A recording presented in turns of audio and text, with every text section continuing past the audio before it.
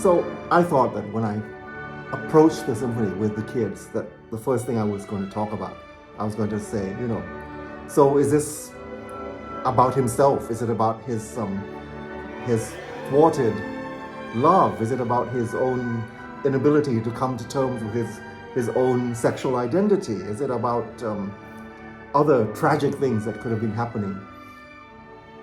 But the thing that came out of my mouth was actually, kids, do you know what a hocket is? Not to my surprise, nobody knew the answer, because it's one of those very specialized terms you run across in medieval music. But a hocket is when a melody is played by two different voices, each one taking one note at a time. It's like if I said, instead of having happy birthday to you, I sang ha, and then the other person sang p, and then I sang birth, and the other person sang day to you. It sounds a little strange or even comical when I explain it like that. But if you just listen to the opening of the last movement,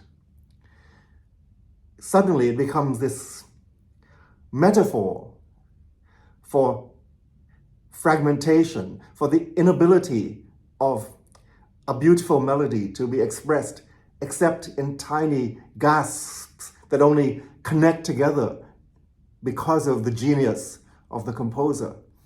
If you take a look at the score, you'll see that the first and second violins don't play that famous melody at all. Each one plays an alternating note from the melody, and together they blend into a heartbreaking sound. The fact that this melody is both broken and complete is essentially the paradox of the entire symphony. So, jumping out of the Middle Ages and into the late 19th century, you have this movement that begins with a hocket, which is very, very original. I mean, a composer who used this device after Tchaikovsky to great effect was Gustav Mahler, and I can't help thinking that he might have got the idea from this symphony. In fact, there's other things in the Pathetique Symphony that also seem to foreshadow certain ways that Mahler expresses himself, particularly the idea that a symphony could begin and end with a slow movement. That's something an idea that Mahler took over and ran with, in a way almost the apotheosis of what Tchaikovsky initiated. One of the things that surprised me about it is that it's hardly ever played here. And I was talking to my friend Vilmos in Hungary, and I said, they must play the Sixth Symphony all over the place. I mean, it is one of the most famous works ever written. And he said, it's the same in Hungary.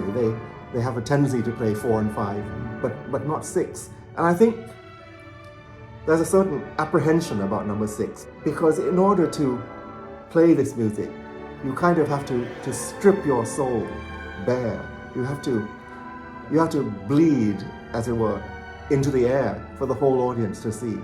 There's a fear of this, especially in this country where concealing one's emotions is considered a great virtue.